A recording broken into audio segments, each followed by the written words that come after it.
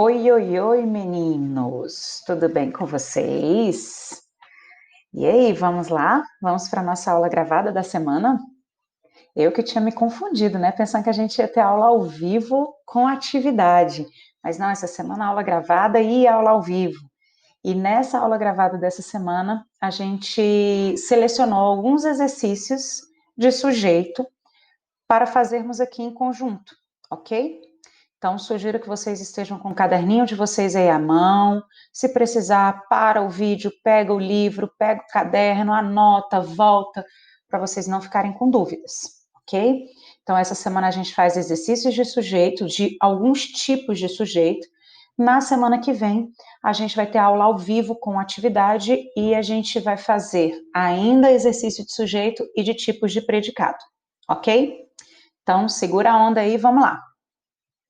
Queridos, olha só, é importante que vocês prestem atenção em especial nos comentários que nós fazemos em cima dessas questões, porque, como a gente tem dito de forma até exaustiva, sujeito e predicado, a gente precisa olhar o contexto do enunciado, a gente precisa pegar a oração como um todo, pegar o período inteiro para poder fazer a análise de forma correta. Não é só, esse verbo aqui é sempre um verbo que exige complemento. Será? Esse sujeito aqui é um sujeito indeterminado já de cara porque ele está fazendo uso da terceira pessoa do plural. A gente viu na nossa aula ao vivo exatamente um caso parecido com isso, que a gente olhou e falou assim, peraí, foi referenciado anteriormente dentro do texto, então não pode ser um sujeito indeterminado, porque ele está fazendo referência a algo que foi dito anteriormente. Então, para evitar repetição vocabular, eles subentenderam, deixaram o sujeito aí em elipse, por isso que o sujeito oculto se chama sujeito oculto, elíptico ou desinencial. Então, fiquem atentos à construção da frase como um todo, ok? A construção de um período como um todo. Vamos lá? Deixa eu puxar aqui rapidinho para não atrapalhar. Amores, no enunciado a seguir, retirado de um texto do gênero editorial, observa-se na passagem destacada a não contração da preposição com artigo. Ou seja, a preposição está purinha aqui e o artigo também purinho aqui. Nós falamos muito sobre isso em relação a quê? Ao núcleo do sujeito, que núcleo do sujeito não é preposicionado, ok? Então fiquem atentos a isso. Então, quando eu faço a contração aí, eu preposiciono uma palavrinha. Se eu não faço a contração, eu deixo essa palavra sem a regência de uma preposição. Isso é sacada de mestre para construção de texto, viu? Guardem isso na vida de vocês. Vamos deixar o Mário Bros aparecendo aqui bonitinho, ó, para ficar bem legal para vocês aí. Em contraste com a oposição, parlamentares governistas parecem não ver nenhum inconveniente no fato de o presidente da República impor sua pauta ao Congresso. Quem impõe a sua pauta ao Congresso? Presidente da República. Por que ele não contraiu aqui? No fato do presidente da República, que a gente faz assim, de forma oralizada, né? Então, ele não fez a contração exatamente porque presidente da República aqui, gente, é o sujeito do verbo impor. Se ele colocasse aqui do presidente da República, ele não poderia ser o sujeito, porque ele viria preposicionado, e isso é marca de oralidade. Então, ele deixa aqui sem a contração exatamente porque a função sintática dessa expressão presidente da República, lembrando que isso é um signo linguístico, por isso que o núcleo aí é presidente da República, não é só presidente, tá? É exatamente a função sintática de sujeito simples aí, ok? Prof, mas tem duas palavras, amore. Pensem exatamente no exemplo que nós colocamos na última aula. Língua portuguesa, duas palavras, mais um signo linguístico. Presidente da República, três palavras, né, com a preposição, um único signo linguístico. Então, lembrem-se disso, ok? Vamos lá. No fato de o presidente da República impor sua pauta no Congresso. A sacada dessa questão está bem aí. Isso ocorreu por quê? A passagem negritada deveria ser no fato do presidente. Não, gente, isso é oralidade, tá? Então, é um desvio à norma padrão eu colocar o meu sujeito preposicionado e que a gente faz de vez em quando, tá? No fato da minha mãe não confiar em mim, a gente faz assim. No fato de a minha mãe não confiar em mim. Norma padrão. A não contração deve-se ao fato de o termo presidente da República ser objeto indireto.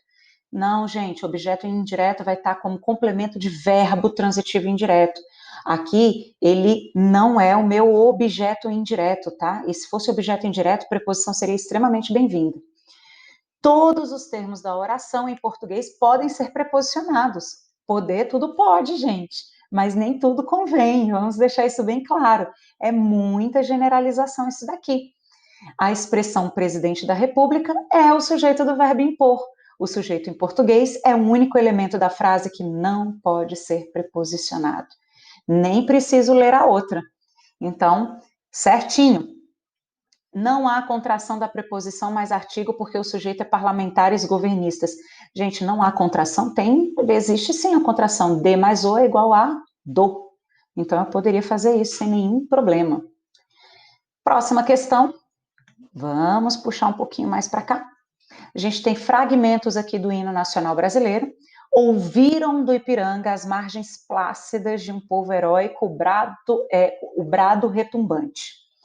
A ordem indireta dos termos, a gente falou também sobre isso, em que o sujeito acaba indo para depois do verbo, gera uma certa dificuldade de compreensão de sentido. Essas inversões sintáticas, que por sinal, gente, isso também é uma figura de linguagem, tá? Hipérbato ou inversão. Quem pretender fazer aí vestibular do ITA, o ITA gosta da palavra hipérbato, porque é difícil, entendeu? Não é hipérbole, hipérbole é o exagero, hipérbato é inversão sintática, tá bom?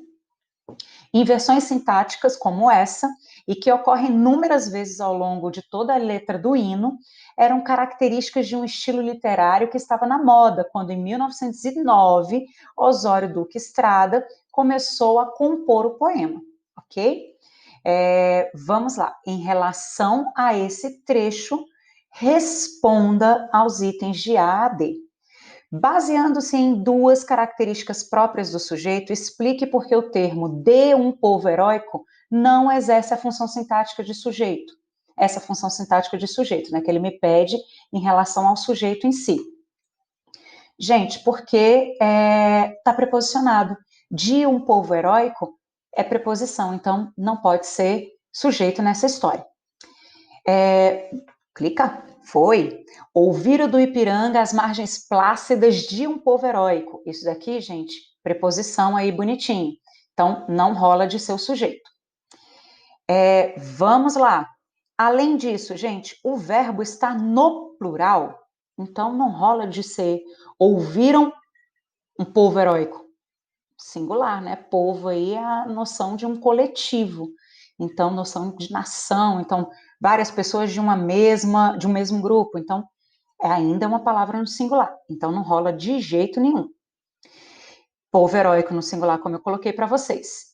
Item B. Qual é, então, o sujeito de ouviram? Vamos pensar? Ouviram do Ipiranga as margens plácidas de um povo heróico, o brado retumbante. Eu sempre troco o D e o T, gente, coisa de gente doida. Amores, ouviram do Ipiranga as margens plácidas. As margens plácidas do Ipiranga ouviram o brado retumbante de um povo heróico. Olha a construção aí, gente. Olha que bonitinho que a gente já está colocando já na ordem direta para vocês. Se é plural, o sujeito vai ser as margens plácidas do Ipiranga ouviram de um povo heróico o brado retumbante. Olha que bonitinho. Então, foram as margens plácidas do rio Ipiranga que ouviram, e quem ouve, ouve algo, aí objeto, o brado retumbante de um povo heróico. Olha o tanto que ela é cheia de inversões, gente. Item D. Por que eu juntei o B e o D para poder facilitar a vida aí, tá, gente? Se o as recebesse um sinal de crase, haveria mudança no sujeito de ouviram e no sentido da frase? Então, se esse as aqui do margens plácidas recebesse um sinal de crase Teria mudança? Com certeza. O uso da crase aí, gente, tem por objetivo o quê? Demonstrar uma preposição, a fusão do artigo feminino com a preposição a. Então, fundiu, eu tenho que marcar com um acento grave. A crase não é um acento, tá, gente? Crase é essa fusão. O acento que nós utilizamos aí naquilo que nós chamamos de crase se chama acento grave. Então, mudaria sim. Nós teríamos aí, gente, um sujeito que é um sujeito não. Eu trocaria aí o meu sujeito, que era as margens plácidas, para aquilo que é preposição, e sujeito não pode ser preposicionado em hipótese alguma. Então, ele sairia da função de preposição e iria para uma função de adjunto adverbial de lugar. Então, nas margens plácidas, né, pelas margens plácidas do Ipiranga, foi-se ouviram o brato retumbante do povo heróico. Então, esse meu sujeito alteraria para um sujeito indeterminado, porque eu não tenho referência anterior. Então, ouviram, terceira pessoa do plural. Ok? Espero que esteja tudo em paz aí. Vamos mexer aqui. Gente, ó, esse fragmento aqui é retirado do livro Capitães da Areia, do Jorge Amado. É um livro fantástico. Tem um filme também, um filme feito pela produção da neta do Jorge Amado, que é Cecília Amado, em comemoração ao centenário dele. Então, é um filme um pouquinho mais antigo, se eu não me engano, esse filme é de 2012, 2013, mas vale muito a pena vocês também assistirem ao filme. O filme está muito bem feito, muito bem estruturado. Esse filme brasileiro sobre os Capitães da Areia, porque tem uma versão da década de 70, que é um filme americano, falando sobre os Capitães da Areia. E não tem nada a ver, assim, os atores não tem nada a ver, tá até em inglês, os atores não tem nada a ver com o cenário daquilo que Jorge Amado coloca nessa obra. E nessa obra ele retrata realmente uma situação específica que ocorreu no Brasil. Os Capitães da Areia eram meninos considerados delinquentes, né, menores infratores, que viviam na década de 30 ao léu na cidade de Salvador. Então, eles faziam pequenos furtos, pequenos trabalhos, eram amparados por uma mãe de santo de um terreiro de candomblé, eram amparados também pelo padre da igreja próxima, da igreja católica próxima. Então, eram meninos que viviam de acordo com a necessidade do momento, ok? E o Jorge Amado pegou realmente essa informação dos noticiários da época e, a partir daí, construiu uma narrativa em cima de cada um dos personagens. Alguns são fictícios, outros são reais. Pedro Bala é o personagem central dessa narrativa e foi um personagem real mesmo da história de Salvador, ok? Para fazer uma leitura proficiente do fragmento, é necessário que o leitor, entre outros procedimentos, recupere as relações sintático-semânticas ali estabelecidas. Assim, os sujeitos dos 4 últimos períodos do fragmento, considerando-se a ordem de ocorrência, são... Vamos dar uma olhadinha aqui, gente, dos 4 últimos períodos. Então, vamos de trás para frente. Meu último período é ficou abandonado, fechando em cais. Meu penúltimo é e nunca mais encheram, fechou em casarão.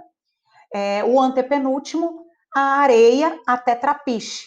E o primeiro aí que ele me pede a análise é não mais cantou até marinheiro nostálgico.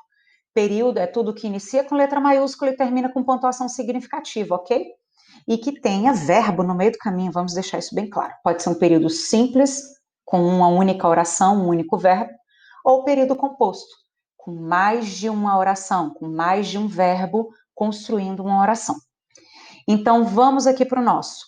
Não mais cantou na velha ponte uma canção, um marinheiro nostálgico. Quem cantou, gente? A gente já parte por aí. Quem cantou, quem não mais cantou na velha ponte uma canção? Quem canta, canta algo. Então, é uma canção nessa história, como objeto. Depois a gente tem aqui, a areia se estendeu muito alva, frente ao trapiche. Trapiche era um casarão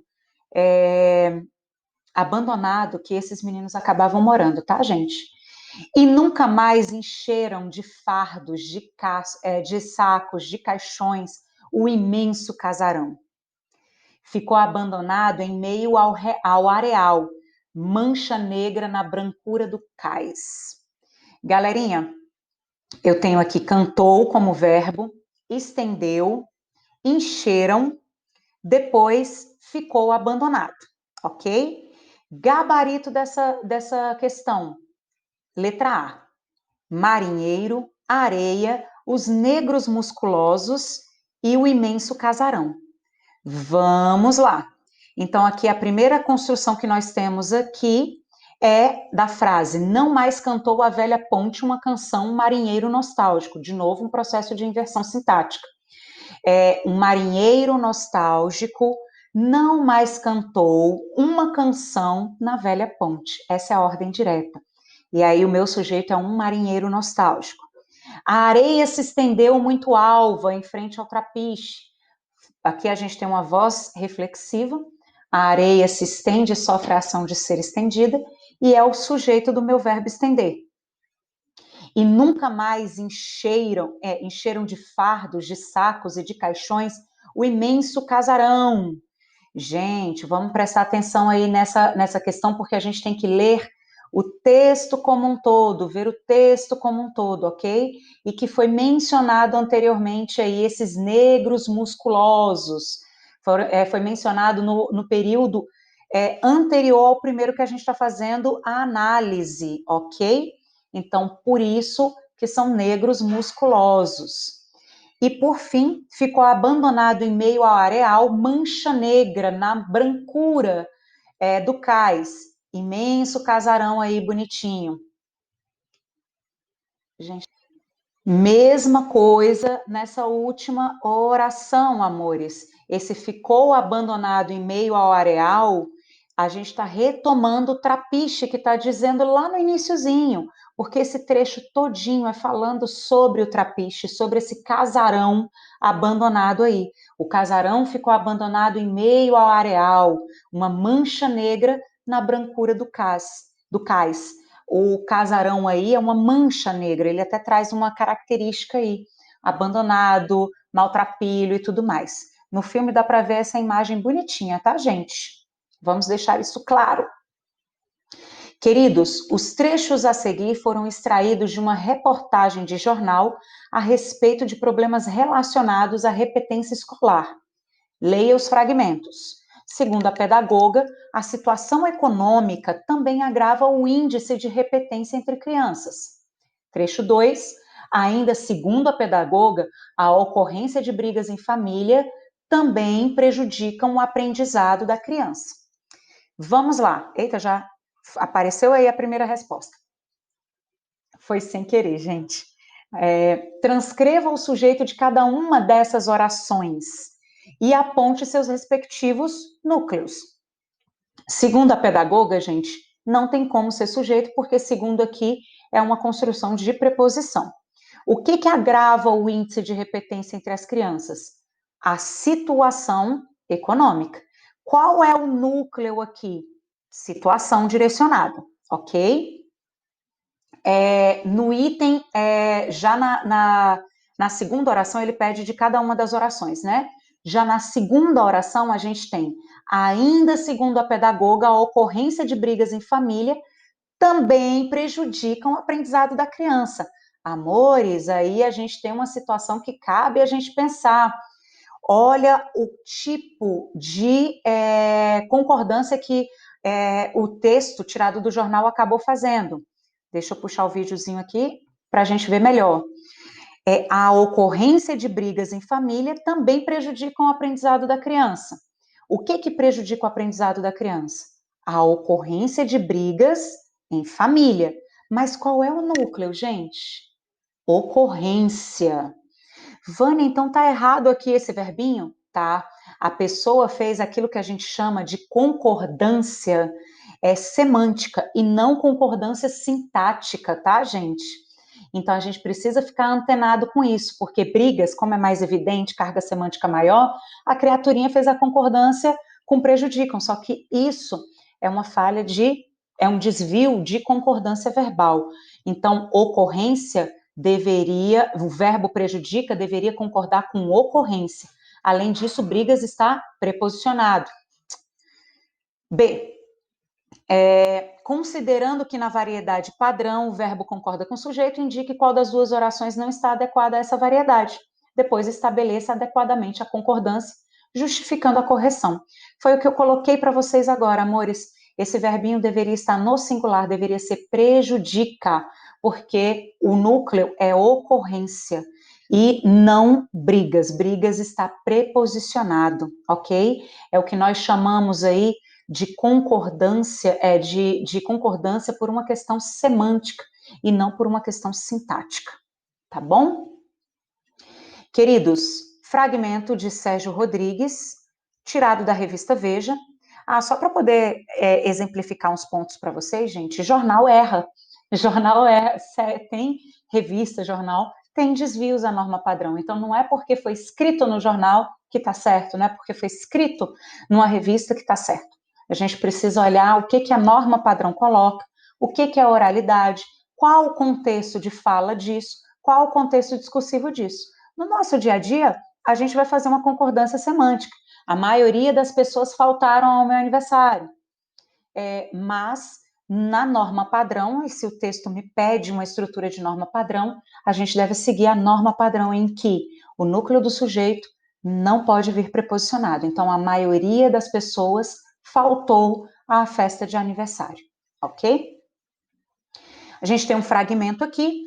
Para se entender o trecho anterior como uma unidade de sentido, é preciso que o leitor reconheça a ligação entre seus elementos.